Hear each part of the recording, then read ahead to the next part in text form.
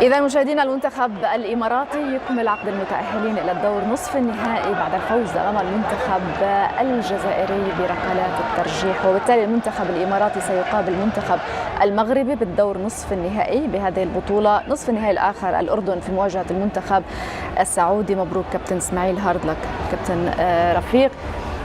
دور نصف نهائي بالنسبة للمنتخب الإماراتي، كيف تابعت هذه المباراة؟ الأشواط الإضافية، ركلات الترجيح كذلك.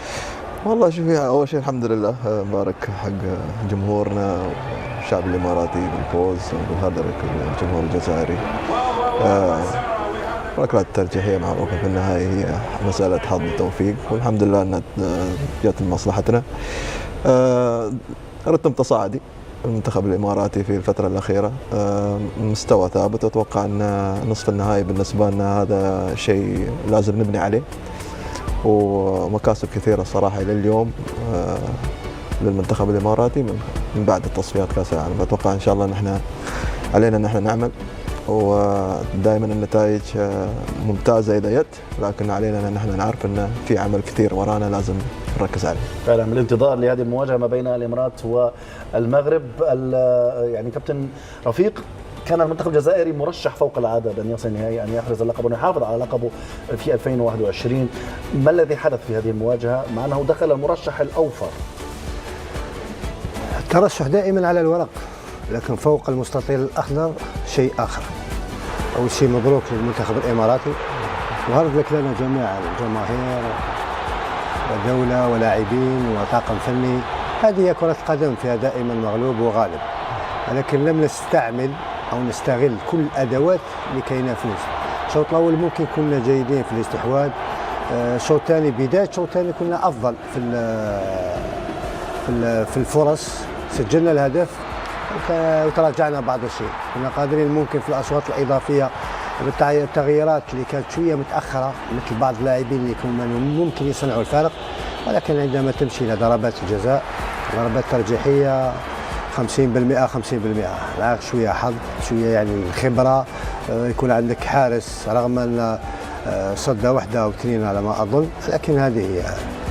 نحضر للمستقبل، ممكن في بعض اللاعبين تقريبا عدة عناصر راح يغادروا المنتخب المحلي ويعتزلوا. تحضر دائما في المستقبل، في يعني بعض اللاعبين الشبان اللي ممكن تبني عليهم وتبني تحضر للقادم. على كل حال عندنا فيه كأس افريقيا للأمم ينتظرنا، أظن تكون الأنظار كلها موجهة لهذه المناسبة، وإن شاء الله نكونوا افضل في كاس افريقيا ان شاء الله. العديد من المنعطفات مر بها من التصفيات لكاس العالم مرورا الى هنا بكاس العرب، فعلا لم يكن مرشح، يعني تاهل باخر جوله والان يتواجد في نصف النهائي، وكل شيء يعني ممكن، خاصه من الامارات في كاس العرب لديها فقط انجاز هو المركز الرابع، لم تحرز اللقب ابدا. اكيد، هو دائما نحن نقول في عالم كره القدم احذر من الفريق اللي ينولد داخل البطوله. المنتخب الاماراتي في رتم تصاعدي من الشوط الثاني بعد الطرد مباراه الاردن، المنتخب الاماراتي قدم مستوى افضل، فاتوقع انه هو في رتم تصاعدي. المباراه القادمه اكيد ما بتكون سهله. انا بالنسبه لي المرشح الاول هو المنتخب المغربي، لكن هذه كره القدم دائما تعترف في نفس اليوم من صفر الحكم الى نهايه المباراه كل شيء جايز، واتوقع ان نبني ونشتغل، لكن دائما نعالج اخطائنا وقت الفوز. هذا مهم جدا اذا انت تبغى تشكل منتخب قوي للمستقبل. 3 منتخبات من عرب اسيا، منتخب من عرب افريقيا، ربما نشهد نهائي خليجي، ربما نشهد نهائي ان يقابل سلامي منتخب بلاده، وربما نشهد بطل جديد. الامارات لم تحصل على اللقب والأردن لم تحصل على اللقب. اتوقع ان من المفارقه الجميله في صعود ال4 فريقين كلهم من نفس المجموعه، الاردني والاماراتي نفس المجموعه، المغربي والسعودي من نفس المجموعه. ف ما بنقول ان هاي المجموعه الحديديه، لكن سبحان الله مفارقه جميله، واتوقع ان الحين صعب التكهن، لكن نتمنى ان شاء الله ليش لا نكون نحن لاول مره الابطال، لكن علينا ان نتجاوز المغرب في نصف النهائي، وشيء ما بيكون سهل صراحه. الجزائر دخل كحامل لقب، دخل بطموحات كبيرة. الآن أكيد الجماهير الجزائرية ستنسى هذا الموضوع وتركز غدا في الانتقاء للاعبي والتشكيلة النهائية لما هو مقبل في كأس أفريقيا. اكيد لكي ينسوا هذا الاقصاء. يعني الحمد لله الكاس الافريقيا قريب جدا، يعني الوقت توقيت يعني قريب. بعد اظن الافتتاح حيكون اول مباراه في تاريخ 21. ان شاء الله نكونوا جاهزين وحاضرين 100% ونشرفوا الكره الجزائريه ويعطوا افضل ما عندهم. يعني صحيح حتى في كاس افريقيا احنا مرشحين، ليس المرشح الاول، ولكن عدنا حظوظنا ونمتلك الادوات والامكانيات ونمتلك فريق قوي. ممكن ان نذهب بعيدا في هذه البطوله.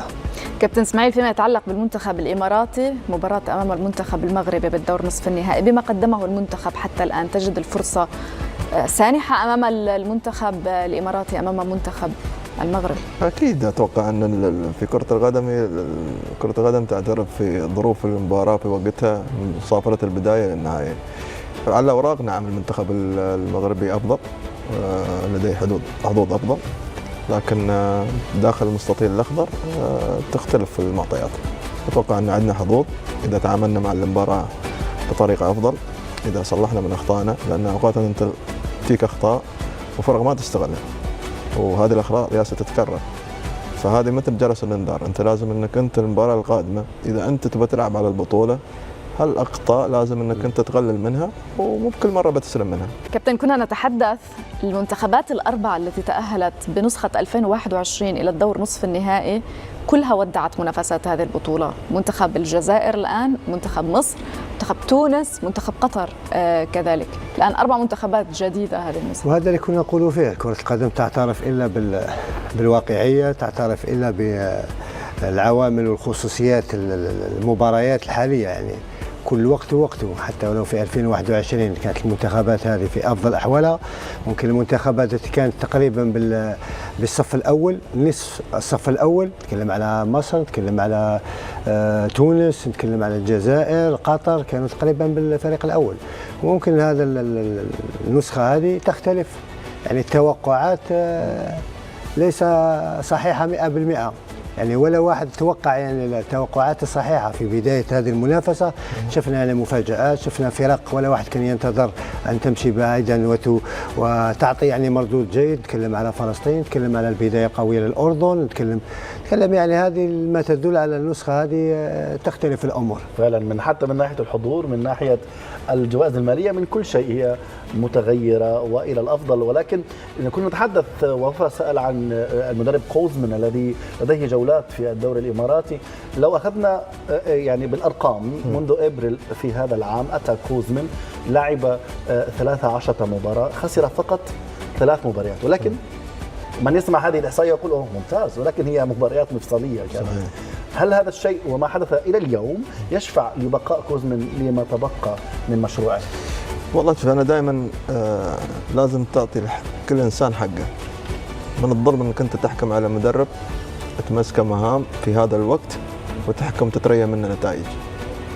اكيد هو بيساعدك في النهايه، هو ما يملك العصا السحريه.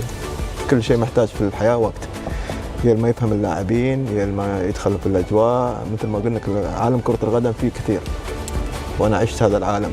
اوقات في ناس في مباريات صعبه ما يكون حاضر، وايد اشياء تكون موجوده خلف الكواليس. لكن كمدرب انا اتوقع لازم ان احنا نعطيه فرصه، لازم ان نعطيه المساحه اللي يشتغل فيها، لان في النهايه العمل محتاج وقت. التخطيط، النجاح، اوقات تنجح انت في فتره زمنيه بسيطه، بس مو معناته انك انت حققت كل الطموحات. اوقات الظروف تخدمك، لكن انت كمدرب تحتاج وقت، وخاصه مع منتخب. واتوقع ان هذه البطولات ممتازه. اليوم في اسوء، مثل ما بدينا سيء، بدينا نتصاعد مع مرور التشكيله، قامت تتغير، اضافات في بعض العناصر، اكتشف لعيبه جداد في البطوله، شفنا الدفاع بدا يتحسن مع ساشا. فاتوقع في ايجابيات كثيره. أنا مع استمرار بالنسبة لي كوزمان على اللي قدمه. في أخطاء، نعم، ما في عمل ما في أخطاء، بس نحن لازم نصلح أخطاء. كابتن رفيق، يعني الأردن، السعودية، المغرب في مواجهة الإمارات، أعطينا توقعك للمباراة النهائية. والله صعب التوقعات. هلا لازم تكون مرتاح. أول مرة فيك تتوقع بدون ضغوطات الآن. ممكن نمشي في النهائي بدون ضغوطات. بدون ضغوطات. زمان بدون ضغوطات يعني. على الورق يعني منذ البداية نقول على الورق ولا شكل الفريق الأول السعودية مرشح، ولكن بعد هذه المباريات اللي شفناها وبعد خروج أفضل الفرق في النسخة الأخيرة لا يوجد توقعات يعني. لا يوجد مرشح أول ولا يوجد مرشح ثاني. أظن متردد. تحير رفيق. نروح اسماعيل اسحب. الإسماعيلي. نفكر سيكون الإسماعيلي. إسماعيل يقول لك الإمارات. يوسف شيبو كان ينتظرك للمباراة القادمة، بس للأسف يعني إسماعيل حيسد محلك. هي المباراة القادمة كان بيستنى وبينتظر، قال يعني أنا رفيق عم بنتظر، ولكن إسماعيل حاضر حتى يحل محلك في المباراة القادمة. من تتوقع؟ طبعا الإمارات تتوقعها، ولكن الطرف الآخر السعودية والأردن. والله السعودية والأردن المباراة بتكون صعبة. سأتوقع أن بين خبرة السعودية والإمارات وقوة لا أتوقع، لا أنا ما أتوقع درب، يعني ما بقول السعودية صراحة، لأن المنتخب الأردني أنا كل الاحترام صراحة. يعني صعب أن أقول لك أن المنتخب السعودي بيتفوق على المنتخب الأردني. المباراة بتكون صعبة، واللي بيتأهل إن شاء الله نحن نتريا إن شاء الله. الله راضي. ما حد بده يتوقع. فكرك؟ لا عارف الإجابة من البداية. طيب الإسماعيل يعني كبرت به. ممكن السعودية المغرب في النهائي. السعودية المغرب. هذا على الورق. في المستطيل. كل شيء طبعا ممكن ان يحدث. طبعا نذكر مشاهدينا بمباراتي الدور نصف النهائي. ننتظر اذا لقاءين، المنتخب الاردني سيقابل المنتخب السعودي، المنتخب المغربي بدايه سيقابل المنتخب الاماراتي بالدور نصف النهائي يوم الاثنين، وكذلك المنتخب السعودي في مواجهه المنتخب الاردني. طبعا بالانتظار هاتين المباراتين في استاد خليفه واستاد البيت، السعوديه والاردن، لمعرفه من سيكون في النهائي في استاد الوسيل. هناك بطلان سابقان السعوديه والمغرب، وهناك بطلان ان كانا جديدان هما الاردن والامارات. بالانتظار لذلك اليوم. وايضا نذكر بان هناك مليون مشجع، رقم جديد في هذه البطوله الى الان بمختلف المواجهات. هناك 68 هدف في 28 مباراه، مش اكيد. كل الشكر اسماعيل منصور. حبيبي الله يسلمك. مبروك. الله يبارك فيك. شكرا. كابتن رفيق صيفي، شكرا جزيلا شكرا لك. لكم. شكر موصول لكم مشاهدينا على المتابعة. إلى اللقاء.